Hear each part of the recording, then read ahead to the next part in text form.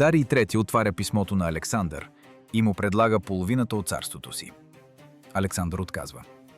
Това е всичко, което трябва да се знае за съотношението на силите.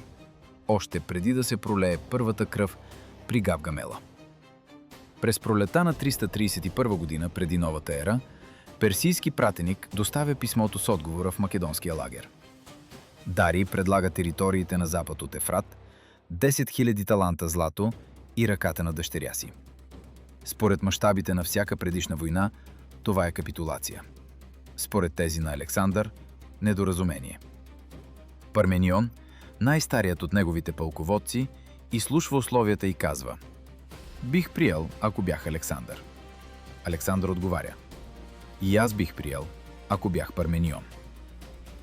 Александър пише на Дарий: «Ариан е съхранил смисъла на писмото. Отговорът е директен. Ела при мен като при господар на цяла Азия. Ако се страхуваш, ела и ще ти дам охрана». Това не са преговори. Това е ултиматум. Дарий го получава във Вавилон, заобиколен от съветници, които в продължение на 20 години са подхранвали страховете му. Персийската империя на Ахеменидите към този момент съществува вече 220 години. Тя се простира от бреговете на Егейско море до границите на Индия. 127 сатрапии, повече от 40 покорени народа. Армиите, които Ксеркс е повел през Хелеспонта, са наброявали според свидетелствата на Херодот толкова много хора, че реките са пресъхвали от жаждата на войниците. Това не е художествено преувеличение. Това е образ, който тогавашните гърци са използвали, за да опишат реалните мащаби на мобилизацията. И въпреки всичко това, две поредни съкрушителни поражения. Граник, Исус. Дарий лично е командвал при Исус и е избягал от бойното поле, изоставяйки обоза, хазната и собственото си семейство. Майка му, жена му и дъщерите му попадат в плен на Александър. Той се отнася с тях като с царски особи. Факт, който летописците отбелязват с нескрито очудване. Жест, който е бил пресметнат. Александър е разбирал. Отношението към семейството на Дарий е послание към всички сатрапи, които още не са решили на чия страна да застанат. Докато Дарий е пращал писма, Александър е действал. Той превзема Тир след 7-месечна обсада. Влиза в Египет без бой, египтяните сами отварят портите, измъчени от персийското владичество. В Мемфис жреците го обявяват за фараон. В оазиса Сива оракулът на Амон го нарича син на Бога. Александър е на 25 години. В персийския двор това темпо се възприема с нарастващ ужас. Не защото Александър е непобедим, в това все още никой не вярва истински, а защото той не спира. Всяка пауза, която персийските съветници приемат за прегрупиране, се оказва подготовка за следващия удар. Дарий очаква Александър да се насити. Александър не се насища. Персийската аристокрация по това време е заета с обичайното си занимание. Уточнява кой от сатрапите ще запази поста си при новия ред. Мемнон от Родос, най-добрият персийски пълководец и единственият човек, способен да наложи на Александър изтощителна война, е починал от болест още през 333 година преди новата ера. След него, в обкръжението на Дарий, не е останал стратег, способен да предложи нещо различно от челен сблъсък. Дарий взема решение. Той няма да откупува мира. Той ще се бие. Но този път на своя земя.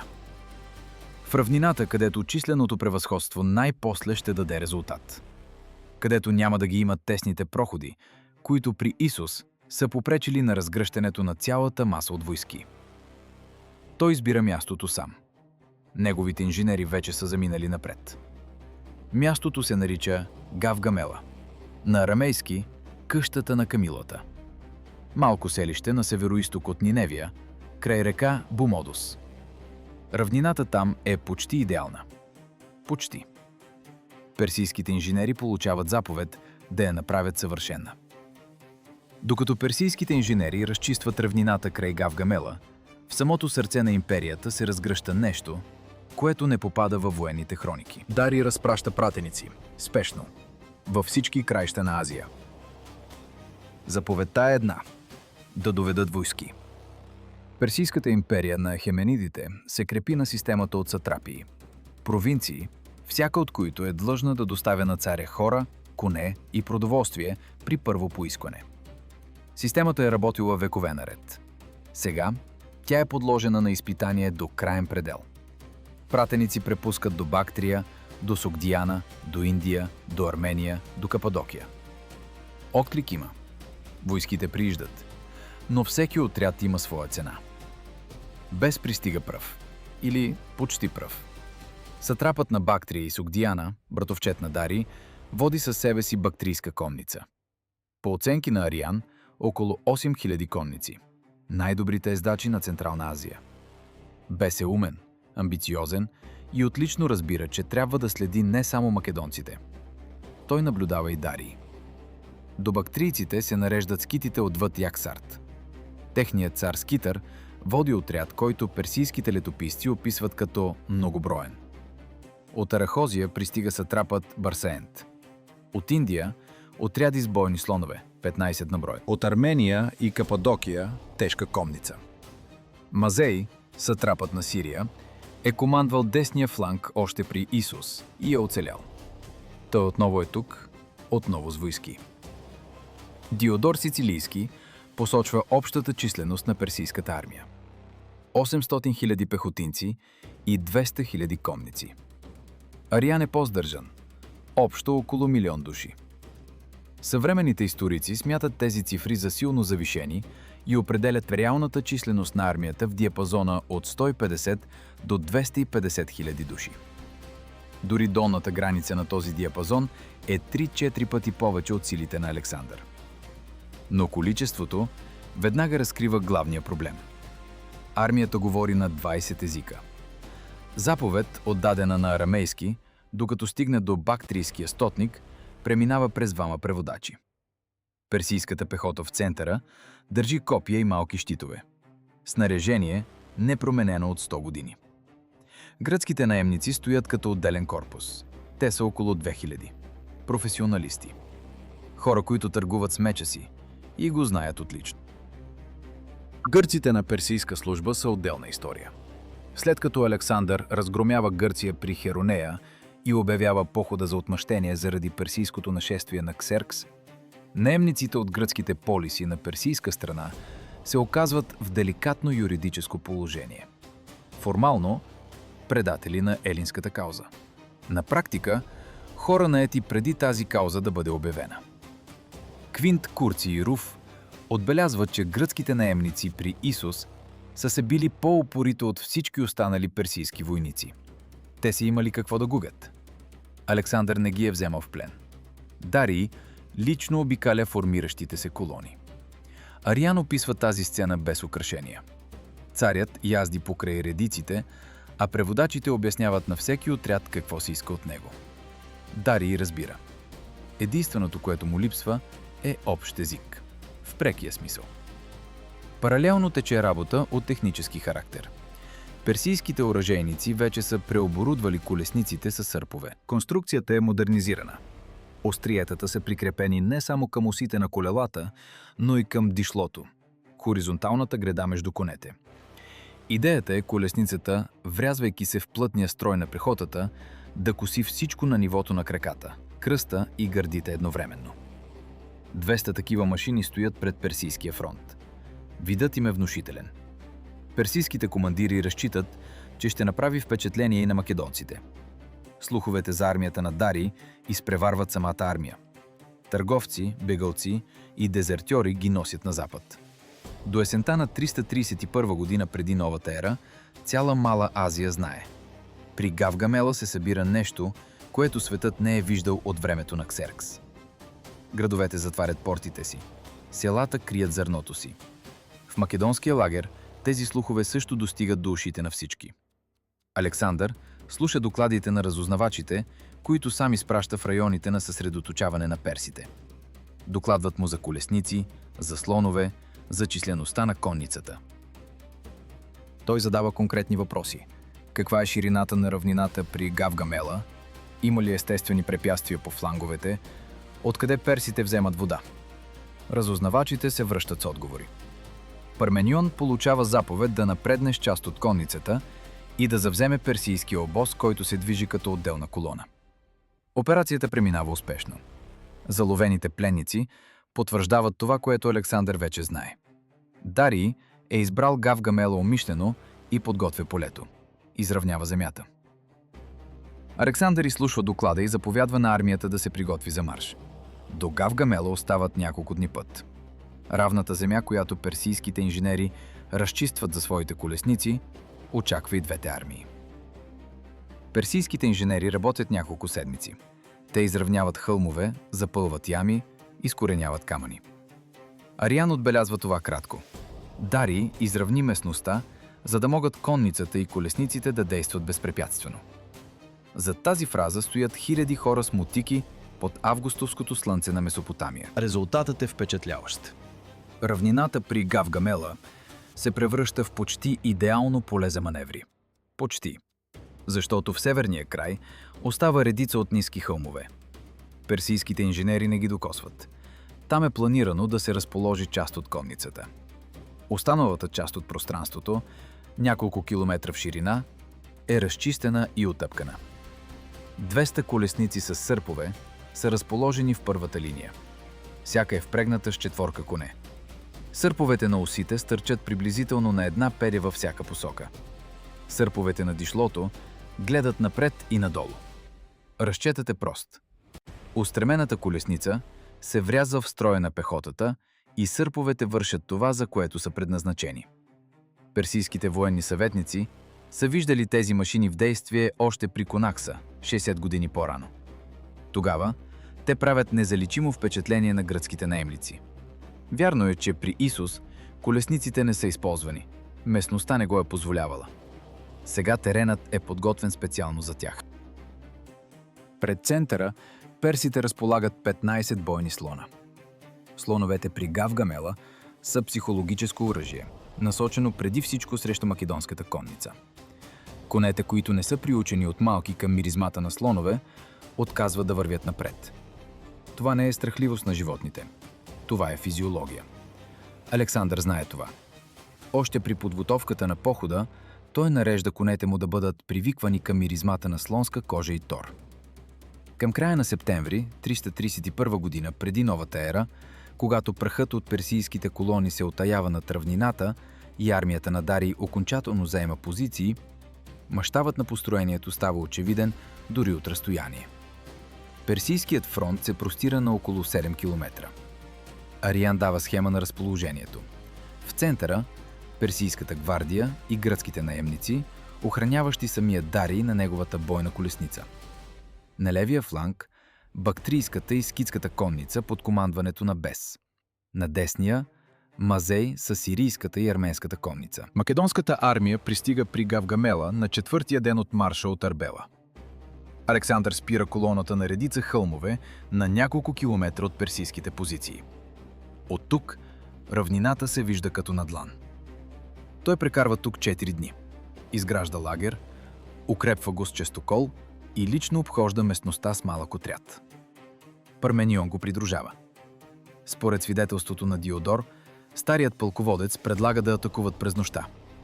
Тъмнината ще скрие численото превъзходство на персите, ще посее паника и ще ги лиши от възможността да използват колесниците. Военният съвет се събира вечерта.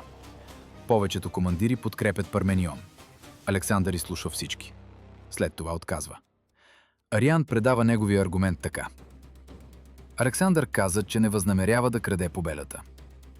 Това звучи като високомерие. Най-вероятно обаче е студена сметка. Нощен бой на непознат терен срещу армия, която познава всяка неравност на това поле, би могъл да се превърне в катастрофа. Разпокъсани отряди, загубили ориентири в тъмнината, атакувани от персийската конница по фланговете. Рискът е бил реален. Александър предпочита да удари насигурно.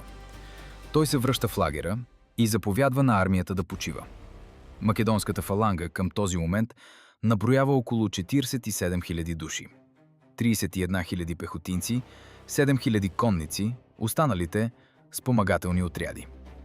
Ядрото съставляват петзетайрите – пехотинците от фалангата, въоръжени с сариса.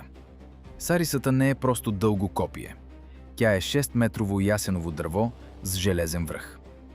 Един човек не може да я задържи в хоризонтално положение без опората на рамото на съседа си. Фалангата съществува само като единен организъм.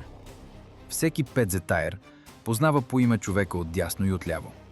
Те заедно са извървели пъти от Македония до Египет. Ако застанеш пред сгъстена фаланга с дълбочина 16 редици и си представиш гора от цариси, насочени напред, Първите 5 реда държат копията хоризонтално, останалите по ъгъл нагоре. Картината обяснява много. Нито една конница в света до 331 година преди новата ера не е умеяла да пробие такъв строй челно. Нито една. Хетайрите, другарите, тежката кавалерия на Александър, заемат десния фланг. Около 2000 конници в 8 мила. Александър ги командва лично. Това е неговата ударна сила. При Исус именно те пробиват персийския център и достигат до колесницата на Дарий. Конете на хетайрите са обучени да атакуват в клин. Остър ъгъл, който разцепва всеки строй в точката на удара. Пред фалангата се разкрива равнината, изравнена от персийските инженери с такава старателност. Те се е подготвили за своите колесници. Не са могли да знаят, че са създали идеално пространство и за македонския клин. Нощта преди битката се спуска на двата лагера. В персийския горят хиляди огньове. в македонския Александър вече спи. В персийския лагер никой не спи. Дарий издава заповед армията да стои в боен ред цяла нощ. Причината е страх от нощна атака на македонците. Парменион е предлагал именно това и персийското разузнаване е знаело. Заповедта е логична. Последствията й – не. 200 000 души стоят под оръжие от залез до изгрев. Кавалеристите не разседлават конете си. Колесничарите държат юздите. Пехотинците не свалят броните си.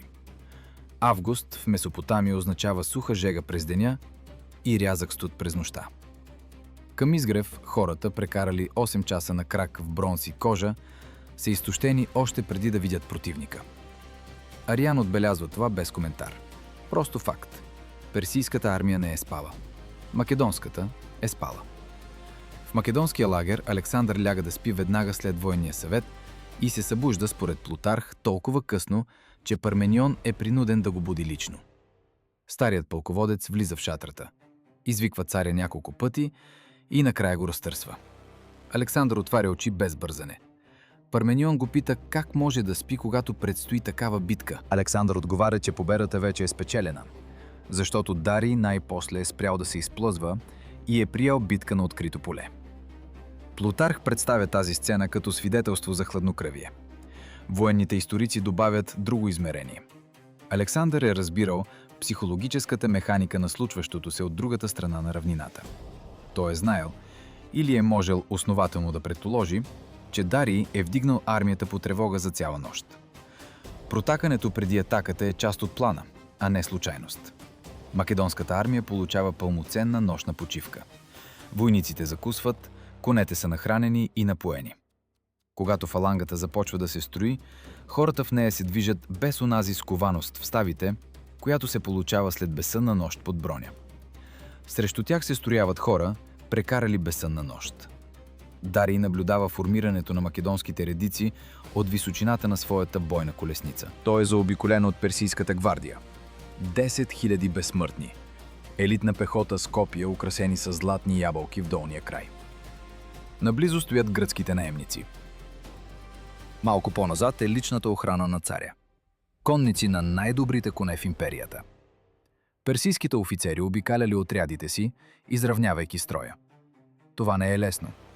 7 километров фронт от разнородни части, говорещи на различни езици, в условия на умора след безсънна нощ, трудно поддържа ред. Бактрийците на левия фланг, под командването на Бес, стоят плътно. Тяхната дисциплина е по-добра от тази на останалите. На десния фланг Мазей изравнява арменската и кападокийската конница. Пред персийския фронт стоят 200 колесници с сърпове. Колесничарите стискат юздите. Конете пристъпват неспокойно, усещайки напрежението. Александър излиза пред строя, яхнал буцефал. Според Ариан, той обикаля отрядите и се обръща към командирите по име, напомняйки на всеки за миналите му подвизи. На петзетайрите за Исус. На тесалийската конница за Граник. Това не е пламенна реч на пълководец пред тълпа. Това е целенасочена работа с конкретни хора, на които трябва да се напомня, вече са правили това и са побеждавали. Към края на утрото, двата строя замръзват един срещу друг. И тук Александър прави това, което Дарий не очаква. Той започва да измества цялата армия надясно. Бавно, методично. Десният фланг напредва и се изтегля надясно. Левият го следва. Цялата македонска линия се движи настрани, като единен механизъм, запазвайки дистанцията между отрядите. Посоката на движение отвежда десния фланг на Александър извън пределите на разчистената от персийските инженери равнина. Там, където земята отново остава неравна. Дарий незабавно разбира заплахата. Ако Александър излезе извън пределите на изравнения участък, колесниците ще загубят главното си предимство. На неравен терен те стават безполезни. Персийският цар заповядва на левия фланг, бактрийската конница на Бес, да се измести паралелно, за да задържи Александър в границите на подготвеното поле.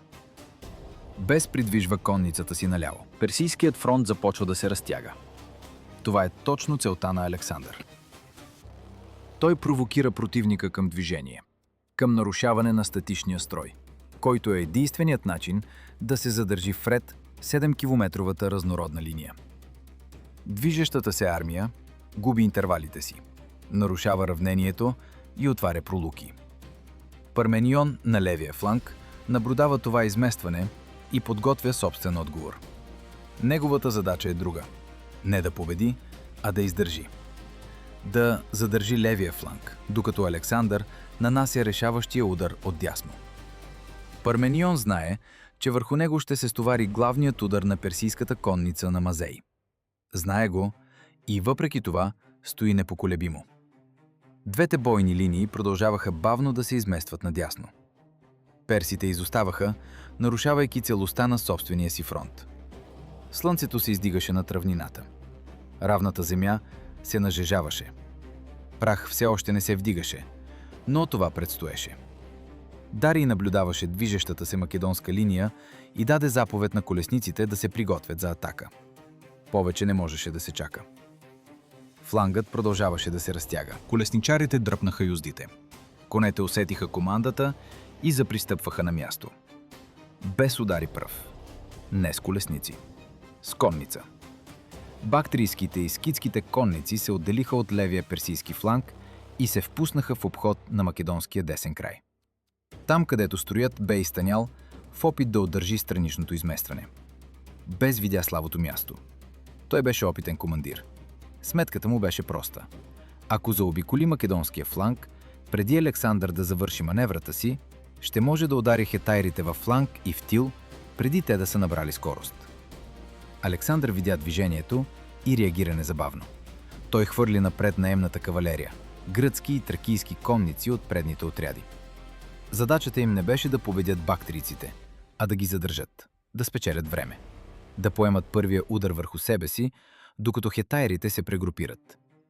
Сблъсъкът се разигра сред облаци прах в самия край на равнината. Бактрийците атакуваха в плътна маса, в пълен галоп. Гръцките наемници поеха удара в разреден строй. Те избягваха прекия сблъсък, разпръскваха се и отново се скупчваха. Това не беше бой за победа. Това беше задържаща тактика. Всяка минута, която купуваха, им струваше човешки животи. Ариан описва този епизод сухо. Скитската и бактрийската конница влязоха в бой с изпратените напред македонски конници и сражението беше ожесточено, тъй като варварите превъзхождаха по численост. Численото превъзходство си каза думата. Бес беше повел от левия фланг не по-малко от 8000 конници. Срещу тях стояха значително по-малко бойци.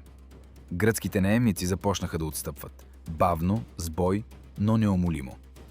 В този момент Парменион на левия македонски фланг гледаше в друга посока. Там, на десния персийски фланг, Мазей започваше собствена маневра. Тесалийската конница и съюзните гръцки отряди под командването на Парменион стояха срещу арменската, кападокийската и сирийската конница на Мазей, опитен военачалник, воювал още по времето на Артаксеркс III. Мазей не атакува веднага. Той оказваше натиск. Извеждаше отряди напред, принуждавайки Парменион да реагира. Разтягаше линията му и опипваше фланговете. Тесалийците, най-добрата конница в македонската армия след хетайрите, отговаряха с кратки контратаки, без да позволяват на персите да намерят пролука. Парменион лично се движеше по своя фланг, прехвърляйки отряди там, където натискът се засилваше. Двата фланга горяха едновременно. В центъра фалангата все още стоеше неподвижно. Представете си пехотинец в петия ред на фалангата в тези минути. Той чува грохота на конния бой отдясно и отляво. Глух, нарастващ тътен, викове, цвилене на коне. Но вижда само гърбовете на трите реда пред себе си и издигащия се облак прах над персийския фронт на 200 метра разстояние. Той не знае дали фланговете удържат. Знае само едно. Сарисата в хоризонтално положение, крачка в крачка със съседа. И в никакъв случай да не се разкъсва строят. До този момент прахът вече се беше вдигнал над цялата равнина. Именно в този прах се случи това, което Ариан нарича един от най-критичните моменти в битката. Част от бактрийските конници, пробили заслона на гръцките наемници, достигнаха македонския обоз в Тила. Там се намираха прислужници, товарни животни, запаси от снаряжение и персийски пленници, включително майката и съпругата на Дарий, пленени още при Иса. Пленниците, виждайки своите, се опитаха да вдигнат бунт. Ариан съобщава за това накратко, а Диодор малко по-подробно. Персийските пленници, чувайки шума от битката, се опитаха да се освободят. Охраната на обоза обаче удържа позицията си. Бактрийските конници, навлезли в Тила за плячка, не се поколебаха да нападнат укрепения лагер. Те се отдадоха на мародерство и пропиляха ценно време. Това беше грешка, която струваше на Бес главния му шанс. Докато бактрийците грабеха обоза, Александър получи необходимата възможност. Натискът върху десния фланг отслабна точно толкова, че хетайрите да успеят да завършат прегрупирането си. Конницата на Бес се разтегна. Част от нея се отклони към Тила, а основната маса затъна в продължителен бой с задържащите ги отряди. На левия фланг Парменион държеше позицията. Загубите на тесалийската конница бяха тежки. Мазей натискаше методично, измествайки отряд след отряд и търсейки пролуки. Парменион отново и отново затваряше тези пробойни с резервни ескадрони. Той не победи Мазей, но и не му позволи да пробие. Това беше точно това, което се изискваше от левия фланг. Не триумф, а оцеляване. Александър наблюдаваше общата картина от десния фланг. Бес беше затънал. Мазей натискаше, но не беше пробил. Персийският център стоеше, но фронтът му се беше разтегнал заради страничното изместване. Някъде в тази разтеглена линия трябваше да се появи пролука. И тя се появи. Бес, изпращайки част от конницата в Тила и хвърляйки останалите в изтощителен бой, неволно увлече след себе си отрядите, стоящи до него в персийския строй. Левият фланг на персийския център се измести наляво, следвайки маневрата на бактрийците. Между него и гвардията на Дарий се отвори разрив. Тесен, едва няколко стотин метра, но напълно достатъчен. Александър го видя. Или по-скоро го почувства. Докладите на разузнавачите стигаха до него непрекъснато. Куриери препускаха по линията. Той вдигна ръка. Хетайрите потеглиха. До персийския център оставаше по-малко от километър през откритата равнина. Точно тази, която персийските инженери бяха изравнили с такава грижа. От своята колесница Дарий наблюдаваше как се приближава клинът на тежката македонска конница и за първи път през този ден разбра, че пролуката в строя му не може да бъде затворена. Пролуката в персийския строй виждаха не само Александър и Дарий. Виждаха я командирите на отряди от двете страни. Виждаха я офицерите, които напразно се опитваха да изравнят линията. Виждаха я и редовите войници, които не разбираха какво се случва на една ръка разстояние зад гърба на съседния отряд, но чувстваха, че нещо се е объркало. Това чувство се разпространява в армията по-бързо от всеки куриер. 19 дни преди битката над Месопотамия се бе случило пълно лунно затъмнение. Луната потъмня и се покри с червеникав оттенък. Ариан го споменава мимоходом, а Плутарх по-подробно, отбелязвайки, че персийските жреци обявили затъмнението за знак за гибелта на Великия цар и крушението на неговата държава. Достоверността на тази интерпретация не може да се установи, но нейното въздействие е било напълно реално. Армия, чула подобно предсказание и прекарала 8 часа без сън в очакване на атака, излиза на полето в състояние, което съвременните военни психолози наричат срив на бойната готовност. Човек след безсънна нощ взема решение с 1,5 до 2 секунди по-бавно от обикновено. В пехотния строй това е разликата между това дали ще успееш да вдигнеш щита си на време или не. Персийският център държеше строя, но той вече не беше монолитен. Разнородни части стояха плътно една до друга, но това съседство не означаваше координация. Заповед, дадена на персийски, се превеждаше чрез посредници за бактрийците, арахотите и индийските съюзници. Докато заповедта стигне до местоназначението си, ситуацията вече се беше променила. Когато Бес започна изместването наляво и повлече съседните отряди, командирите в персийския център получиха противоречиви сигнали. Част от тях виждаха движението вляво и се опитваха да се сближат с него. Други държаха изходната позиция, очаквайки пряка заповед. Трети гледаха напред към приближаващата македонска фаланга и мислеха само за това какво ще се случи след броени минути. Разривът между отрядите растеше. Дарий виждаше това. Той даде заповед на колесниците да атакуват. Незабавно, веднага, преди македонският клин да набере скорост. 200 колесници с сърпове стояха в готовност. Сигналът беше даден. Колесниците потеглиха. Първо ходом. Конете изравняваха строя. После в тръс. Накрая в галоп. 200 впряга набираха скорост върху изравнената от персийските инженери земя. Сърповете блестяха на утринното слънце и тази гледка, 200 машини, носещи се към теб с разперени острията, трябваше да произведе съкрушителен ефект. Така беше замислено. Но в македонската фаланга ги очакваха. Александър предварително беше обяснил на командирите какво да правят. Ариан описва маневрата точно. При приближаването на колесниците, пехотинците по команда разтваряха редиците си, откривайки коридори във фалангата. Колесниците преминаваха през тези коридори и се оказваха вътре в македонските порядки, обградени от всички страни.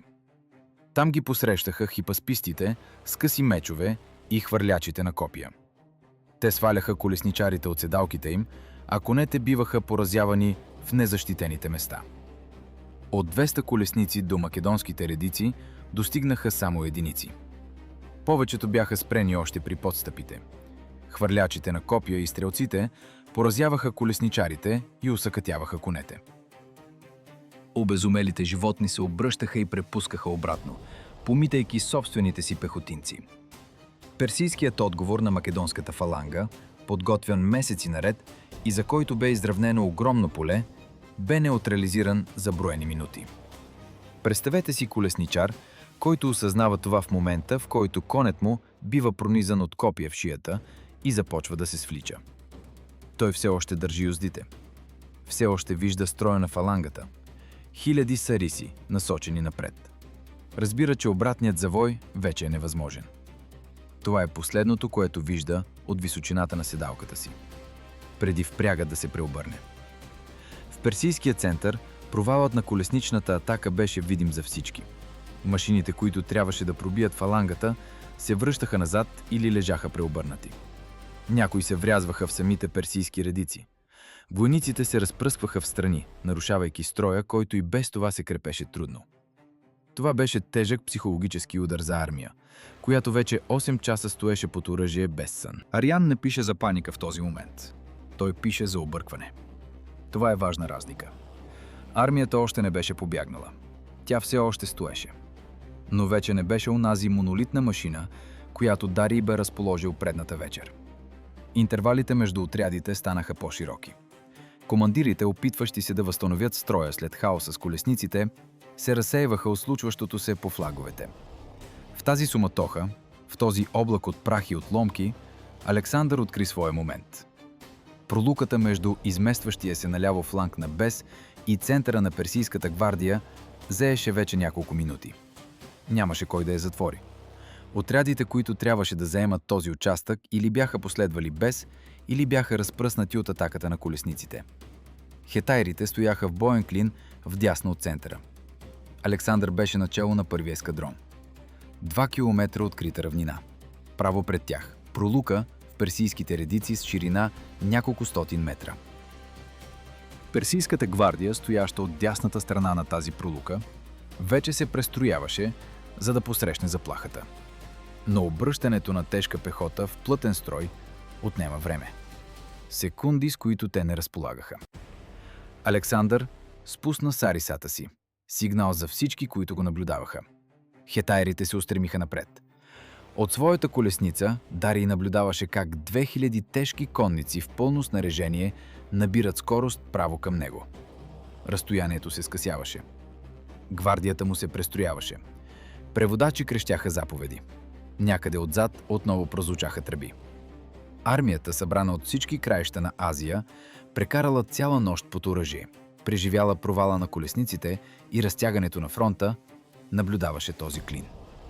И в този момент дисциплината, крепяща се на страха от царя на царете, започна да се пропуква. Хетайрите настъпваха в клин. Александър беше в първия ред, на самия връх. Това не е просто жест на храброст за летописците. Това е тактическа необходимост. Командирът на клина задава посоката на цялата формация. Отклонението на върха само с няколко градуса променя точката на удара с стотици метри. Александър лично се прицелваше в пролуката. 2000 конници набираха скорост. Копитата вдигаха облаци прах от отъпканата земя. Строят държеше клина. Остър ъгъл, стесняващ се към един единствен човек отпред. Всеки конник виждаше пред себе си само гърба на съседа си и с крайчица на окото фланга. Те не гледаха напред. Те гледаха Александър. Персийската гвардия се обръщаше срещу тях. 10 000 безсмъртни. Най-добрата пехота на Дарий. Но престрояването на пехотен строй не е като това на конницата. Всяка стъпка изискваше команда, а всяка команда – време. Левият край на гвардията успя да насочи копията си. Десният все още се престрояваше. Именно в този промеждутък се вряза клинът. Сблъсъкът се случи при пълен кавалерийски галоп. Ариан го описва с една фраза. Александър се устреми към самия Дарий. Квинт Курцииров добавя детайли. Персийската гвардия около царя пое удара, но клинът я пробиваше насквозь. Не защото конниците бяха по-силни от всеки отделен пехотинец, а защото масата и скоростта на клина се концентрираха в една точка. Строят на гвардията се огъваше и разкъсваше там, където върхът на клина намираше пролука между щитовете. Хетайрите се чаха с тежки кавалерийски мечове, кописи. Ударът отгоре надолу от коня преминаваше през персийския щит, който не защитаваше главата и раменете. Персийските пехотинци пробождаха с копия нагоре, прицелвайки се в конете. Конете падаха. Конниците се изправяха и продължаваха да се бият пеша. В персийските редици около колесницата на Дарий се случваше това, което Диодор нарича голямо стълпотворение. Охраната се свиваше около царя. Преводачи и съветници, стоящи наблизо, започнаха да се отдръпват. Колесничарят на Дарий бе поразен от копие. Според една версия, самият Александър го хвърлил, пропускайки царя, но улучвайки водача. Ариан оспорва този детайл, но потвърждава самия факт на гибелта на колесничаря. Дарий видя мъртвия човек до себе си на колесницата. Той видя клина на хетайрите, който продължаваше да си пробива път напред, разкъсвайки гвардията му. Видя, че пролуката в строя му не е затворена и няма да бъде затворена. Видя Александър. Ето го. На няколко десетки метра, в праха, в разгара на схватката. Разпознаваем по белите пера на шлема си. Ариан пише предпазливо. Дарий пръв се обърна в бягство. Плутарх е по-категоричен. Страхът го обхвана, преди опасността да стане неизбежна. Царят на царете обърна колесницата си. Това решение е едно от най-добре документираните и същевременно най-катастрофални в военната история. Не защото беше страхливо по човешки мерки.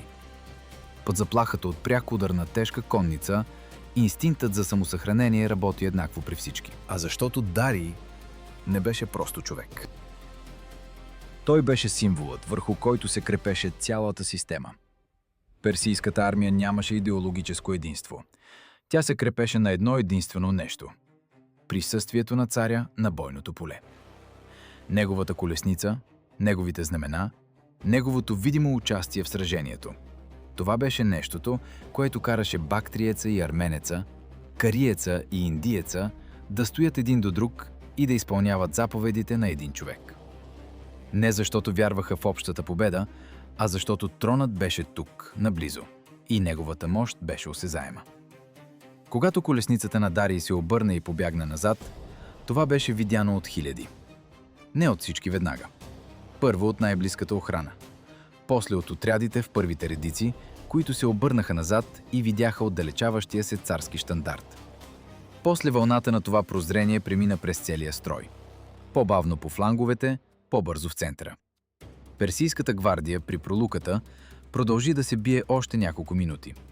Това бяха професионалисти, които имаха какво да губят. Те държаха строя, докато Дарий вече препускаше далеч от полето.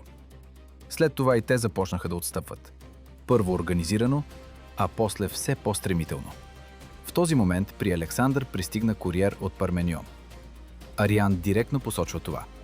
Левият фланг под командването на Парменион се огъваше под натиска на Мазей. Тесалийската конница бе понесла тежки загуби.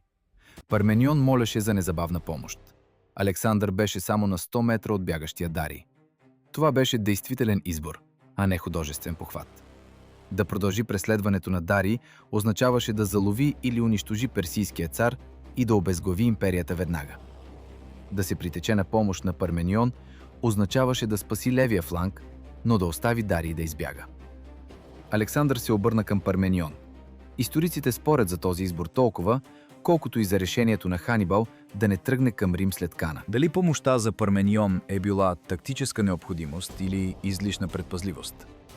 Отговорът зависи от това, колко критично е било положението на левия фланг. Ариан смята, че е било критично. Съвременните историци са на различно мнение. Един факт е неоспорим. Дарий избяга. Александър се насочи наляво. Хетайрите обърнаха клина и препуснаха през собствения си тил на помощ на тесалийците. По пътя се сблъскаха с част от персийската конница, пробила през левия фланг. Ариан нарича този бой най-жестокия в цялото сражение. Тук персите не бягаха. Те си пробиваха път към дома, а не атакуваха. Има разлика. Хората, които си пробиват път за бягство, се бият по-отчаяно от тези, които настъпват. Загубите на хетайрите в този сблъсък бяха значителни. Загинаха няколко командири на ескадрони.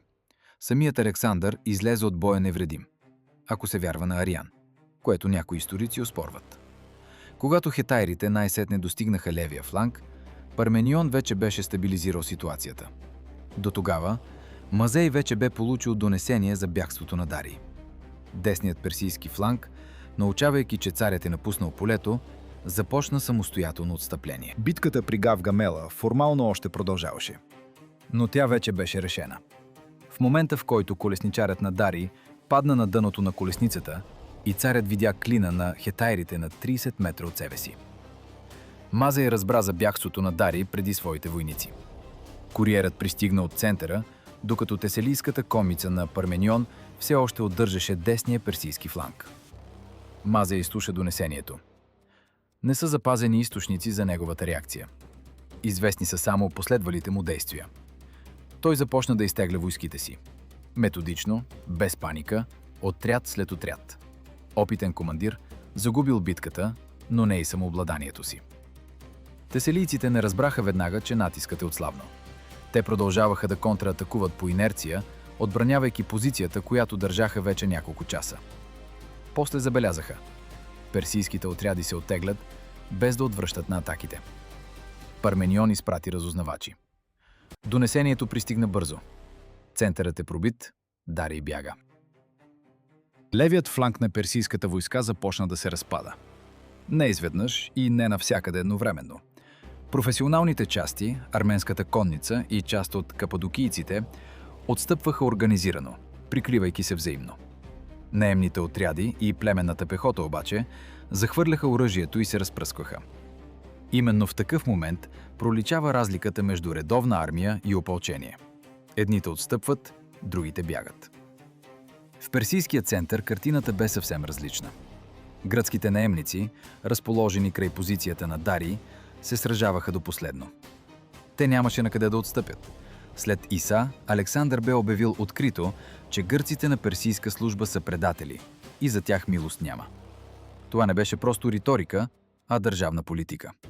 Наемниците го съзнаваха и се биеха с настойчивостта на хора, които няма къде да отидат.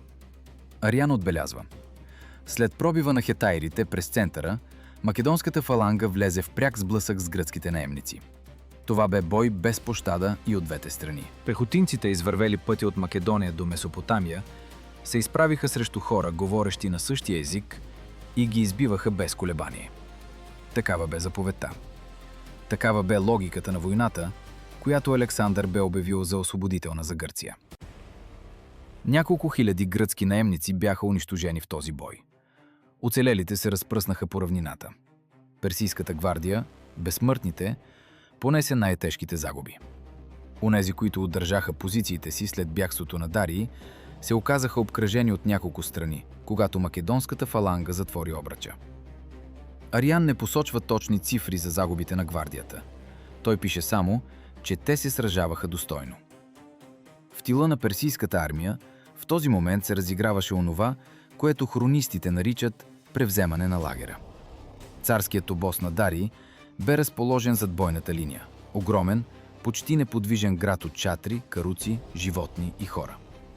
Слуги, ковчежници, писари, наложници, жреци, лекари, занаятчии. Тук се намираше хазната на персийския поход. Злато и сребро, достатъчни за заплатите на цялата армия за години напред. Тук бяха царските съкровища, личните вещи на Дарий, архивите на сатрапиите. Когато персийският фронт трухна и войските побягнаха, обозът остана незащитен. Македонските войници от спомагателните части и част от наемниците нахлуха в лагера още преди официалния край на сражението. Диодор описва плячкосването директно. Войниците грабеха шатрите, разбиваха съндъците, режеха въжетата на вързопите.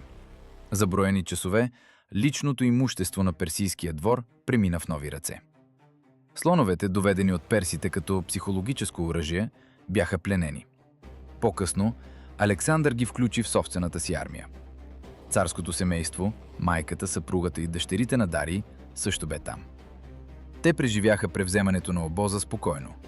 След Иса, Александър бе наредил да бъдат охранявани и никой не бе отменил тази заповед. Майката на Дарий, Сисигамбис, според Диодор, посрещнала веста за бягството на сина си в пълно мълчание. През това време Александър настъпваше на изток. Преследването започна веднага, щом левият фланг на Парменион се стабилизира. Хетайрите, изтощени от два тежки сблъсъка, отново препуснаха напред. Ариан пише, че Александър препускал толкова стремително, че настигнал ариергарда на отстъпващите перси още преди Здрач. Ариергардът прие боя. Кратък и неравен. Онези, които прикриваха отстъплението на Дарий, знаеха какво правят. Те спечелиха време. Точно колкото бе нужно, за да може царската колесница да се отдалечи достатъчно. С настъпването на мрака, Александър прекрати преследването. Теренът стана опасен за кавалерийски галоп, а конете и хората бяха на предела на силите си. Той заповяда да се разположат на лагер край река Лик. Така Ариан нарича Голям Зап. Тук войската се напи с вода, нахрани конете и легна да спи направо на земята, без да разпъва шатри. По това време Дарий вече бе далеч. Той бе избягал на север през Арбела, изоставяйки в града част от хазната и обоза. Ариан отбелязва със сух тон. Дарий не спря в Арбела, а продължи бягството си. Битката при Гавгамела официално приключи. Персийската армия престана да съществува като организирана сила. Ариан определя загубите на персите като 4 пъти по-големи от македонските. Около 300 000 убити и пленени, според античните хроники, което съвременните историци смятат за преувеличено. но са единодушни, че поражението е било катастрофално. Македонската армия загуби около 500 души. Ранените бяха значително повече. На полето при Гавгамела останаха преобърнати колесници, трупове на хора и коне, захвърлено оръжие и онази подравнена земя, която персийските инженери подготвяха седмици наред. Тя послужи на целта си, но не за армията, която я бе подготвила. Персийската империя на Ахеменидите, като военна сила, престана да съществува на 21 септември 331 година преди новата ера. До този момент тя бе просъществувала 220 години. Сега оставаше само да се събере реколтата. Престоеше Вавилон. А Вавилон не се защитаваше. Мазей влезе в града преди Александър. Същият този Мазей, който само преди дни командваше десния фланг на персийската армия и часове наред притискаше Парменион. Той не избяга на изток с Дарий, а се обърна на запад, към градските порти, и ги отвори. Това не беше предателство в персийския смисъл на думата, а политическа аритметика. Мазей бе управлявал Вавилония години наред. Познаваше града и жителите му. Той разбираше, че Дарий няма да се завърне с нова войска и че съпротивата означава само разруха. Затова взе решение, което му позволи да запази както града, така и собственото си положение. Александър влезе във Вавилон броени дни след Гавгамела. Ариан описва това без излишна помпозност. Жителите излязоха да го посрещнат. Жреците на Бел оглавиха процесията, а местните чиновници предадоха ключовете от хазната. Вавилон. Най-големият град на тогавашния свят. Столица, градена и престроявана хилядолетие, се предаде на македонските сили без нито един удар. Александър незабавно назначи Мазей за сатрап на Вавилония. Това решение озадачи собствените му командири. Човекът, воювал срещу тях допреди дни, получаваше обратно провинцията, която бе управлявал при Дарий. Александър го обясни просто. Мазей познава територията, умее да управлява, а назначението му демонстрира на останалите сатрапи, че сътрудничеството е по-изгодно от съпротивата. Това не беше щедрост, а административната политика на завоевател, който възнамеряваше да управлява империята, а не просто да я разруши. Докато Александър влизаше в Вавилон, Дарий бягаше на изток. Маршрутът му е възстановен по източниците с голяма точност. От Арбела към Мидия, в Екбатана. Там той събра остатъците от войската, няколко хиляди души, оцеляли от различните флангове, без пристигна с част от бактрийската конница. Присъединиха се и гръцките наемници, пробили си път от центъра, около 2000 души, както и скитски и кадусийски съюзници. Дарий отново разпращаше послания до сатрапиите и отново изискаше войски. Но този път отговорите бяха различни. Или изобщо липсваха. Персийската система на сатрапиите се крепеше на убеждението, че царят е по-силен от всеки отделен сатрап и може да накаже непокорните. След Гавгамела тази аксиома престана да важи. Сатрапите четяха докладите от бойното поле и си правеха изводите. Някои започнаха директни преговори с Александър, без да уведомяват Дарий. Други просто изчакваха, укрепвайки собствените си позиции. Без наблюдаваше Дарий в Екбатана и пресмяташе. Бактрийският сатрап бе достатъчно умен, за да разбере. Опасно е да си близо до победен цар. Твърде близо ще споделиш съдбата му. Твърде далеч ще загубиш влияние. Той остана при Дарий, но започна да формира собствена коалиция сред източните сатрапи. Ариан отбелязва, че Бес се държал все по-независимо, без да крие амбициите си. Александър превзе Суза без бой. Местният сатрап го посрещна с ключовете от хазната. В Суза се съхраняваха около 50 000 таланта сребро, натрупаното от няколко поколения ахемениди. Ариан посочва тази сума, а Диодор потвърждава мащаба й. Това бе повече от годишния доход на цяла Македония за няколко десетилетия. Персепол обаче изискваше друг подход. Персийската столица не бе просто административен център като Суза, а символ. Град на царските дворци, церемониална столица на империята, мястото, където персийските царе приемаха дарове от целия свят. Гарнизонът й се опита да окаже съпротива. Александър я превзе с щурм. Бърз, жесток и без преговори. Онова, което се случи в последствие в Персепол, е един от най-добре документираните и същевременно най-спорни епизоди от похода. Александър опожари дворцовия комплекс на Ксеркс. Диодор и Квинт Курциюров описват сцената подробно. Пиршество, факли, Александър лично поднася огъня. Ариан е по-здържан, но не отрича факта на пожара. По-късно, според Ариан, Александър съжалявал за стореното. Официалната версия бе отмъщение за опожаряването на Атина от Ксеркс през 480 година преди новата ера. Политически жест, насочен към гръцките съюзници. Доколко този жест е бил искрен и доколко пресметнат, източниците се разминават. Факт е обаче, че дворецът изгоря. По това време Дарий вече бе напуснал Екбатана, а Александър следваше петите му. Преследването продължи няколко седмици. Дарий се движеше на изток към Бактрия, надявайки се да събере там нова армия. Александър обаче настъпваше по-бързо, отколкото Дарий очакваше.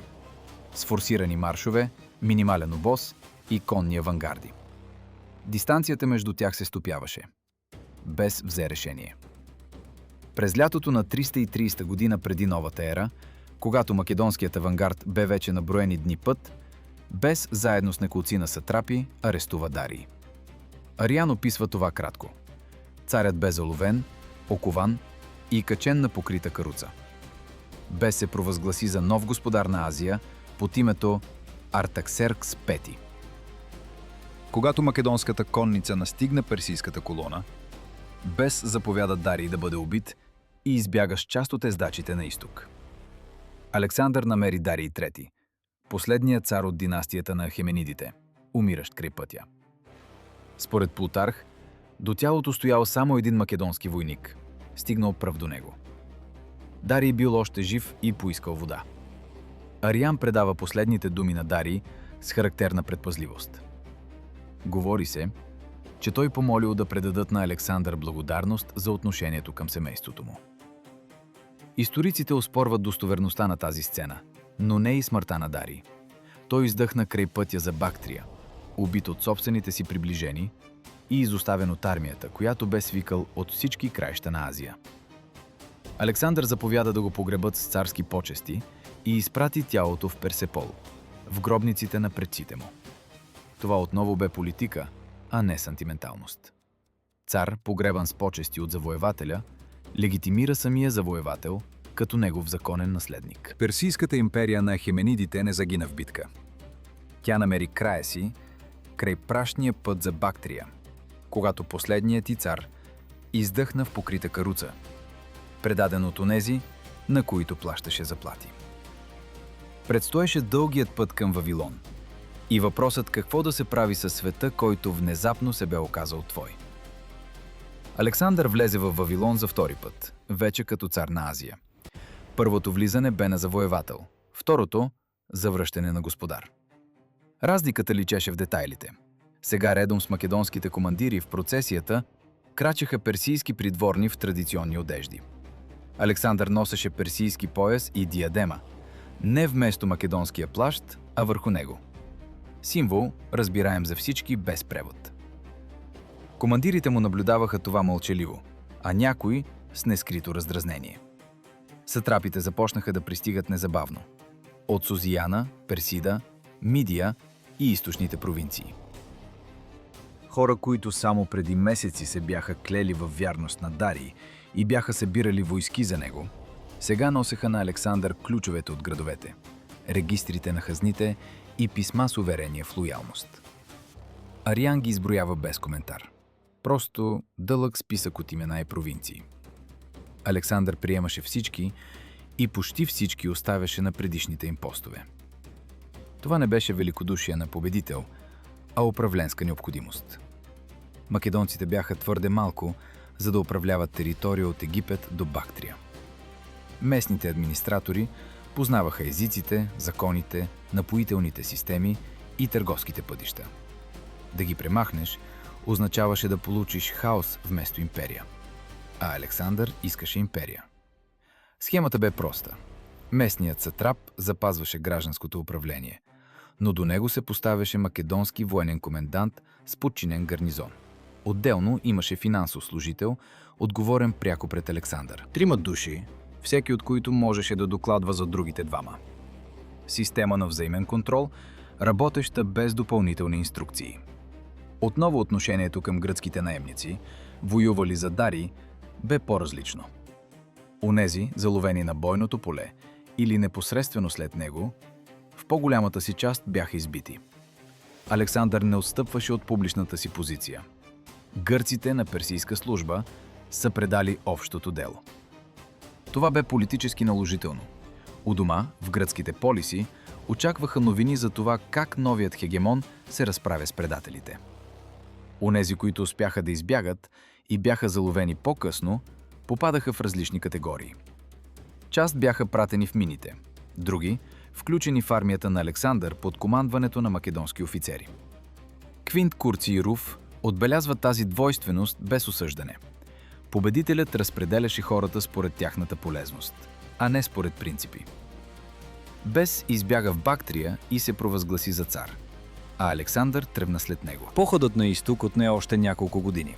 Бактрия, Согдиана, Индия. Това вече е друга история. За това как победата при Гавгамела отвори врата, зад която се оказа не краят на пътя, а неговото начало. Александър умря във Вавилон през 323 година преди новата ера. Не навършил 33 години. Бес бе заловен, осъден по персийски обичай и екзекутиран. Александър настоя именно за персийския ритуал, подчертавайки отново приемствеността. Персепол, опожарен през 330 година преди новата ера, така и не бе възстановен. Руините на двореца на Ксеркс стоят и до днес в съвременен Иран, в провинция Фарс. Туристите снимат колоните и релефите, изобразяващи данъкоплатци, носещи дарове на персийския цар. Данъкоплатци от 40 народа, и нито един от тях не е носил даровете си доброволно. Елинистическата епоха започна не с победата при Гавгамела, а по-късно, когато стана ясно, че никой няма да си върне от воюваното. Гръцкият език стана език на администрацията от Египет до Бактрия. Гръцки градове изникваха на мястото на персийските укрепления. Александрия в Египет, Александрия Рейска, Александрия Есхата, най-далечната, на границата с номадския свят. Александър основа повече от 20 града на свое име, част от които съществуват и до днес под други названия. Персийската аристокрация се адаптира по-бързо, отколкото можеше да се очаква. Няколко години след Гавгамела, синовете на персийските сатрапи вече учеха в македонски военни школи. Дъщерите на персийските благородници се омъжваха за македонски офицери. Александър лично организира масови сватби в Суза, венчавайки 90 от своите командири за персийки. Самият той взе за жена Роксана от Бактрия, а по-късно и Статира, дъщерята на Дарий. Наследниците на Дарий той погреба с почести, а новите планираше да отгледа като македонци. Сисигамбис, майката на Дарий, преживя Гавгамела, плена и смъртта на сина си. Когато през 323 година преди новата ера до нея достигна веста за смъртта на Александър, тя, според Диодор, отказа да се храни и почина няколко дни по-късно. Диодор обяснява това със скръб. Тя смятала Александър за свой осиновен син. Историците предлагат друго обяснение. Тя е разбирала какво следва. Войните на диадохите, наследниците на Александър, щяха да разкъсат онова, което той бе събрал. Тя се оказа права. Империята, която Александър създаде за 11 години, се разпадна за 20. Пълководците му си разделиха териториите със същата жестокост, с която той ги бе завладявал. Антигон, Птолемей, Селевк, Касандър – всеки взе своя пай и никой не успя да задържи цялото. Персийската система на сатрапиите обаче, която Александър запази и адаптира, го надживя. Селевкидите управляваха източните провинции със същите методи като ахеменидите. Птолемеите в Египет се опираха на същата бюрокрация, съществувала още преди персийското завоевание. Завоевателите се сменеха, но инфраструктурата оставаше. При Гавгамела загина не само армията. Загина идеята, че величието на държавата се определя от числеността на мобилизираната маса. През 331 година, преди новата ера, Персийската империя на Ахеменидите извади войска, която античните източници смятат за най-голямата в историята до тогава. И тя загуби от 4 пъти по-малка армия, само за няколко часа. Ариан завършва описанието на битката при Гавгамела без излишна риторика. Просто равносметка. Така, Македония наделя над Азия. 8 думи. 220 години империя. Дарий събра войска от всички краища на света, само за да открият, че хиляди хора, обединени от страха, винаги ще отстъпят пред хиляди, които знаят защо вървят напред и вярват на човека, който крачи пръв. Това не е просто урок по доблест, а наблюдение за това как функционират големите организации под натиск. И то не е остаряло. Руините на Персепол стоят в пустинята вече 2300 години. Колоните подпират небето над пепелището. Релефите на данъкоплатците гледат към хоризонта. Натам, откъдето дойде младият македонец и откъдето повече никой не се появи за данък. Гледайки тези руини, си струва да си зададем един въпрос. Не за Дарий и не за Александър, а за системата, която повече от 200 години събираше дан от 40 народа и се срина за един ден, защото един човек в колесница зави в грешната посока. Бихте ли обърнали колесницата назад, опитвайки се да спасите живота си? Или бихте предпочели да загинете в центъра на строя, предаден от собствения си цар? Историята не дава отговор. Тя само фиксира резултата.